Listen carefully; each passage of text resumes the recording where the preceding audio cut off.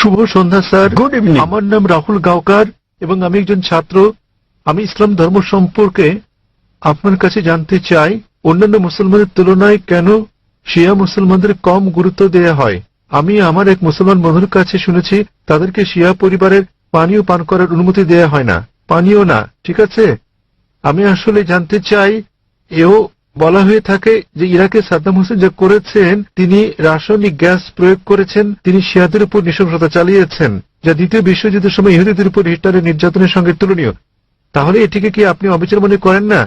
আমি আরো জানতে চাই, প্রকৃতপক্ষে পূর্বে শিয়ারা ইসলাম ধর্মে যে ভুল করেছে তারা আজও তার প্রায়শ্চিত্ত করে যাচ্ছে কিনা। ভাই প্রশ্ন করলেন যে শিয়াদের কেন নিচ বললে গণ্য করা হয়, তারা কি অপরাধ করেছে, সাদ্দাম হোসেন কেন তাদেরকে হত্যা করেছে, যেমন জার্মানিতে হিটলার রাসায়নিক অস্ত্র দিয়ে ইহুদিদের হত্যা করেছে ইত্যাদি। ভাই ইসলামে কোনো শিয়া সুন্নি নেই, কোনো শিয়া সুন্নি নেই ইসলামে। অনেক লোক আছে। উত্তরটা দেই, আমি উত্তর দেব। আপনার প্রশ্নের উত্তর দেওয়ার পর আপনি বলবেন। ইসলামে কোনো শিয়া সুন্নি নেই।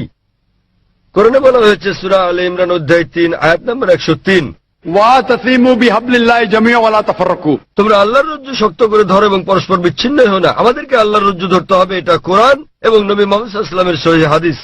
যদি আপনি এই রজ্জু ধরেন তাহলে আপনি খাঁটি মুসলিম। ইসলামে শিয়া সুন্নি নেই এবং ইসলামে কোনো ভাগ নেই। কোরআন বলছে সূরা আনাম অধ্যায় নম্বর 6 আয়াত নম্বর 159, হে নবী, নিশ্চয়ই যারা খণ্ড বিখণ্ড করেছে, অনেক দল করেছে ইসলাম ধর্মকে, তাদের সাথে আপনার কোনো সম্পর্ক নেই। আল্লাহ বিচার দিবসে তাদের ব্যাপারটা দেখবেন। এবং আমাদের নবী মুহাম্মদ সাল্লাল্লাহু আলাইহি ওয়াসাল্লাম বলেছেন যে মুসলিমদের মধ্যে 73টি দল হবে, এর মধ্যে কেবলমাত্র একটি দল যাবে জান্নাতে। সাহাবাগণ জিজ্ঞেস করলেন কোন দলটি? যারা অনুসরণ করবে আমাকে এবং আমার সাহাবীদের, যারা কোরআন এবং নবীর সহিহ হাদিস মেনে চলবে তারা। সুতরাং কোরআন বলছে ধর্মকে খণ্ড বিখণ্ড করো না। আমাদের নবী বলেন, এমনকি কোরআনে বলা হয়েছে কিছু লোক থাকবে তারা দল সৃষ্টি করবে। কতটা? 73টা। যে দল সঠিক পথে থাকবে তারা বিভাজন সৃষ্টি করবে না। সুতরাং যে কেউ নিজেকে মুসলিম ছাড়া অন্য কিছু বললেও শব্দটি হবে মুসলিম। মুসলিম মানে যে নিজের ইচ্ছাকে আল্লাহর কাছে সমর্পণ করেছে। নবী কি ছিলেন? তিনি শিয়া ছিলেন না সুন্নি ছিলেন? তিনি কি ছিলেন? তিনি ছিলেন মুসলিম। এবং এর আগে আমি বোনকে যে জবাব দিয়েছি তাতে ছিল সূরা আলে ইমরান অধ্যায় 3 আয়াত নম্বর 64 বলা হয়েছে, ফাকুলু শাদু বিআন্না মুসলিমুন। সাক্ষী থাকো যে আমরা মুসলিম। বিচার করার জন্য আপনি কি করবেন মুসলিমরা ঠিক না ভুল পথে চলছে? আপনি দেখবেন কোরআন। মোহাম্মদ, জাকির, সুলতান, আব্দুল্লাহ, যে কোনো নাম হোক, কোনো সমস্যা নেই। নিজেকে পরীক্ষা করতে বলেন। যদি সে কোরআন এবং নবীর নির্ভরযোগ্য বাণী বুখারী, মুসলিম ইত্যাদি অনুসরণ করে তাহলে সে খাঁটি মুসলিম। যদি সে নবীর প্রকৃত শিক্ষার বাইরে যায়, বুখারী, মুসলিম এবং অন্যান্য সহিহ হাদিসের বাইরে যায় এবং কোরআনের বিপক্ষে যায়, তাহলে সে প্রকৃত মুসলিম নয়। প্রকৃত মুসলিম হচ্ছে সে যে মেনে চলে কোরআন এবং নবী মুহাম্মদ সাল্লাল্লাহু আলাইহি সাল্লামের যথাযথ শিক্ষা। সুতরাং এটা জানার পর নিজেকে সে যাই বলুন না কেন, যদি না মেনে চলেন কোরআন এবং নবীর সব শিক্ষা হাদিস, তাহলে সে প্রকৃত মুসলিম নয়। আপনার প্রশ্নের দ্বিতীয় অংশ, সাদ্দাম হোসেন। প্রশ্নের মধ্যে সাদ্দাম হোসেন নেই? আছে প্রশ্নের মধ্যে? হ্যাঁ, সাদ্দাম হোসেন। সাদ্দাম হোসেন শিয়াদের হত্যা করেন। ভাই আমি জানি না তিনি শিয়াদের হত্যা করেছেন কিনা, এটা মিডিয়া বলছে। কিন্তু হোক সাদ্দাম হোসেন, হোক হিটলার, হোক জর্জ বুশ, যে কোনো নিরপরাধ মানুষকে হত্যা করে, শিয়া সুন্নি বাদ দেন, যদি সে হত্যা করে নিরপরাধ কোনো হিন্দু, নিরপরাধ খ্রিস্টান, নিরপরাধ ইহুদিকে, তাহলে সেটা বড় অপরাধ। হোক না কেন সাদ্দাম হোসেন, হোক জর্জ বুশ, হোক না হিটলার, যে কোনো নিরপরাধ মানুষকে হত্যা করে, হোক সে মুসলিম বা অমুসলিম, হোক না কোনো হিন্দু বা খ্রিস্টান কিংবা ইহুদি, যদি কেউ কোনো নিরপরাধ মানুষকে হত্যা করে, সেটা হচ্ছে একটা পাপ কাজ, এটা নিষিদ্ধ। কারো সাফাই করতে আমি এখানে আসিনি। তাতে হোক তার নাম জর্জ বুশ, হিটলার, সুলতান, আব্দুল্লাহ, টম, ডিক, হ্যারি বা যে কেউ, যে কোনো নির্দোষ মানুষকে হত্যা করা সবার জন্য নিষিদ্ধ। আশা করি উত্তরটা পেয়েছেন। স্যার, তার মানে আপনি বলতে চান আমাদের শিয়া সুন্নি কিংবা বহুরি মুসলিমে বিশ্বাস করা উচিত? আমি তা বলছি না। কোরআন কোন শিয়া সুন্নি নেই কোরআনে। অনেক মসজিদ আছে, অনেক মসজিদ। তাহলে আপনি তাদেরকে বলেন, তাদের জিজ্ঞেস করেন শিয়া কথাটা কোথায় আছে কোরআনে, তাকে জিজ্ঞেস করেন বহুরি কোথায় আছে কোরআনে। স্যার এটা আমার কলেজ বান্দ্রায় স্যার আমি অধ্যয়ন করছি। সুতরাং তারা মেনে চলছে না। আপনাকে যা করতে হবে তা হচ্ছে তাদের জিজ্ঞেস করেন তারা কি মুহাম্মদ সাল্লাল্লাহু আলাইহি সাল্লামের শিক্ষা অনুসরণ করে চলছে, তারা কি আল্লাহ সুবহানাহু ওয়া তাআলার শিক্ষা অনুসরণ করছে। আল্লাহ কোরআনে বলেছেন সূরা আনাম অধ্যায় নম্বর 6 আয়াত নম্বর 159, যারা সৃষ্টি করেছে বিভক্তি ইসলাম ধর্মে তাদেরকে আপনার কিছু করার নেই। ইসলাম ধর্মে বিভক্তি সৃষ্টি করা এটা হচ্ছে হারাম। তো ভালো মুসলমান হতে হলে আপনাকে আল্লাহর রজ্জু শক্ত করে ধরতে হবে, এটা বলা আছে কোরআনে। সুতরাং কাউকে আব্দুল্লাহ, সুলতান এরকম নামে ডাকলেই সে জান্নাতে যেতে পারবে না, বরং সেজন্য স্রষ্টা সর্বশক্তিমান আল্লাহর নির্দেশ পালন এবং নবী মুহাম্মদ সাল্লাল্লাহু আলাইহি সাল্লামের শিক্ষা অনুসরণ করতে হবে। ভাই, আপনাকে একটা প্রশ্ন করি, একটা প্রশ্ন। আপনি শিয়া সুন্নি নিয়ে খুবই উদ্বিগ্ন, জানতে চাচ্ছি সেটা কেন? স্যার অনেক কিছু আমার বন্ধুরা। না না, আপনি কি ইসলাম কবুল করতে চান? তারপরে কোন দলে যাবেন ভাবছেন? স্যার আমি আমি জিজ্ঞেস করছি, জি আপনি কি ইসলাম কবুল করতে চান আর ভাবছেন শিয়া না সুন্নিতে যোগ দেবেন? তাই স্যার না, আমি না, ইসলাম কবুল করতে চাচ্ছেন না। স্যার এখানে অনেক ধর্ম আছে, ইসলাম ধর্মের অনেক ভাগ আছে। কোন বিভক্তি নেই ইসলামে। ইসলামে কেবল একটি শব্দ আছে, মুসলিম। আপনাকে যে যাই বলুক, হ্যাঁ হ্যাঁ, আপনাকে তারা বলেনি যে কোরআন বলেছে। আমি আপনাকে রেফারেন্স দিচ্ছি।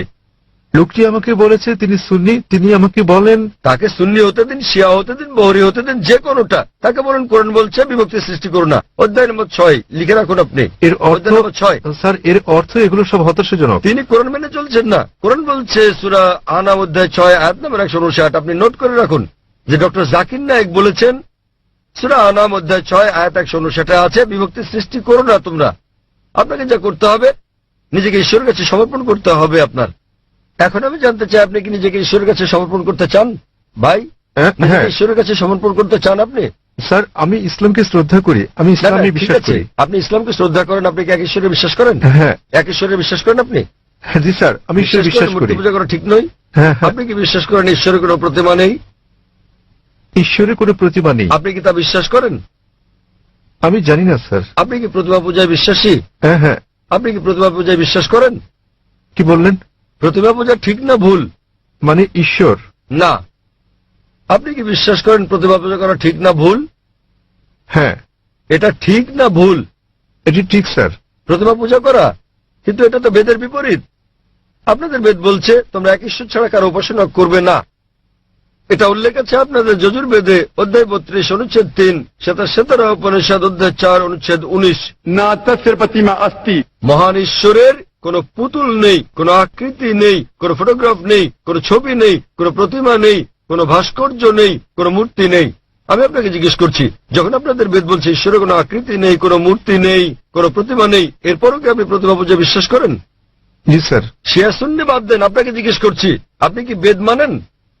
স্যার অনুসরণ করছেন কি না? ধর্ম মানেন কি না? স্যার কারণ আমি এই ধর্মের স্যার। ঠিক, তাই আমি বলছি যে এটা আমার ভুল নয় স্যার, আমি এই এই ধর্মের মধ্যে ধর্মের জন্ম মধ্যে নিয়েছি বড় স্যার। হলেও আমি জিজ্ঞেস করছি যে অধ্যয়ন করা আপনার কর্তব্য কিনা।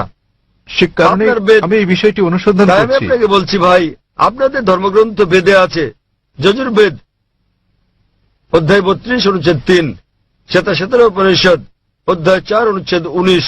এটা বলছে न तस्य प्रतिमा अस्ति এটা একটা সংস্কৃত উদ্ধৃতি। এর মানে সর্বশক্তিমান ঈশ্বরের কোনো প্রতিমা নেই, কোনো আকৃতি নেই, কোনো আলোকচিত্র নেই, কোনো ছবি নেই, কোনো ভাস্কর্য নেই, কোনো প্রতিমূর্তি নেই, কোনো পুতুল নেই। যদি আপনার ধর্মগ্রন্থ বলে সর্বশক্তিমান ঈশ্বরের প্রতিমা নেই, তাহলে কি প্রতিমা পূজা করা ঠিক না ভুল? ঠিক না ভুল? ঠিক বেঠিক ঠিক করার মতো এত বড় ব্যক্তি আমি নই স্যার। না না, আপনার ধর্মগ্রন্থ বলছে ঈশ্বরের কোনো আকৃতি নেই, কোনো প্রতিমা নেই, কোনো মূর্তি নেই, কোনো ছবি নেই, তথাপি ঈশ্বরের মূর্তি করা ঠিক না ভুল? কেন আমার পূর্ববর্তী ব্যক্তিগণ মানে আমার পূর্বসূরীরা কেন এই কাজ করেছে স্যার? স্যার আমি তাদের দোষ দিতে জি। পারি না। আমার পূর্বসূরীরা, আমার পূর্বে হিন্দু ধর্মের লোকের এটা করেছে স্যার। স্যার আমি তাদের দোষ দিতে আমি পারি না। হিন্দুদের প্রশ্ন করছি না, আমি আপনাকে জিজ্ঞেস করছি আপনার ধর্মগ্রন্থ, আপনার ধর্মের সবচেয়ে গ্রহণযোগ্য গ্রন্থ কোনটি? আপনি জানেন না? কি আপনি স্যার? কি জানেন আপনার ধর্মের সর্বশ্রেষ্ঠ গ্রন্থ কোনটি? স্যার এটা মানে হচ্ছে বেদ। হ্যাঁ তাহলে আপনি দেখেন আমার ভিডিও ক্যাসেট ইসলাম ও হিন্দু ধর্মের সাদৃশ্য সমূহ। আমি অনুরোধ করছি ভলান্টিয়ারদের তাকে একটা ইসলাম ও হিন্দু ধর্মের সাদৃশ্য নামে ডিভিডি দেওয়ার জন্য। আপনার কোনো প্রশ্ন থাকলে আমার সঙ্গে সাক্ষাৎ করতে পারেন, ইনশাল্লাহ আপনার সন্দেহ দূর হবে। আর আমি আপনাকে অনুরোধ করব এটা পড়ুন, বুঝুন এবং সঠিক শান্তি খুঁজে নিন। স্যার শেষ কথা আমি আপনাকে জিজ্ঞেস করতে চাই স্যার, মানে আমাদেরকে এসব বিশ্বাস করলে হবে না যে ইসলামে অনেক বিভক্তি আছে যেমন শিয়া সুন্নি, এগুলো আমাদের বিশ্বাস করা উচিত নয়, আমাদের কেবল কোরআনে বিশ্বাস করা উচিত। কোরআন এবং নবীর সহিহ হাদিস ব্যাস।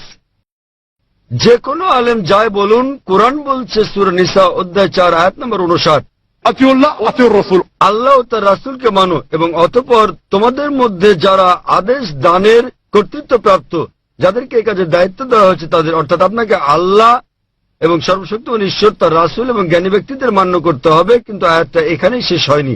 আরো বলা হয়েছে যদি তারা কোনো বিষয়ে একমত হতে না পারে তো আল্লাহ তার রাসূলের উপর ছেড়ে দাও। যদি কেউ আপনাকে কিছু বলে আপনি তা কোরআন এবং সহিহ হাদিস দিয়ে যাচাই করুন সেটা ঠিক না ভুল। এ কারণে যে কোনো আলেম যাই বলুক না কেন তার কোনো মূল্য নেই ইসলামে। স্যার সেখানে আমাদের বিষয় হচ্ছে আল্লাহ সর্বশক্তিমান ঈশ্বর এবং তার বার্তাবাহক। কোন আলেম কিছু বললে তা যদি কোরআন এবং সহিহ হাদিসের সঙ্গে মিলে তো আমরা গ্রহণ করি, আর যদি কোরআন হাদিসের বিপরীতে হয় তা প্রত্যাখ্যান করি। স্যার কোন ব্যক্তি নিজেকে মুসলিম বলে দাবি করলে আপনি তাকে বলবেন कुल हाथु बुरहानकुम প্রমাণ দাও इन कुंतुम सादिकिन। যদি সত্যবাদী হও। সে কারণেই যখন আমি প্রশ্নের উত্তর দেই আমি কোরআন এবং সহিহ হাদিসের রেফারেন্স দেই। যা আমি বলছি, যা ডক্টর জাকির নায়েক বলছেন তা কিছুই নয় ইসলামে, কোন মূল্য নেই তার। আমি যা বলি ইসলামে তার মূল্য হচ্ছে শূন্য। যা কোরআন বলছে, সর্বশক্তিমান ঈশ্বর বলছেন, যা আমাদের প্রিয় নবী মুহাম্মদ সাল্লাল্লাহু আলাইহি সাল্লাম বলছেন তা মূল্যবান। তাই আমি যা দিচ্ছি তা হচ্ছে রেফারেন্স।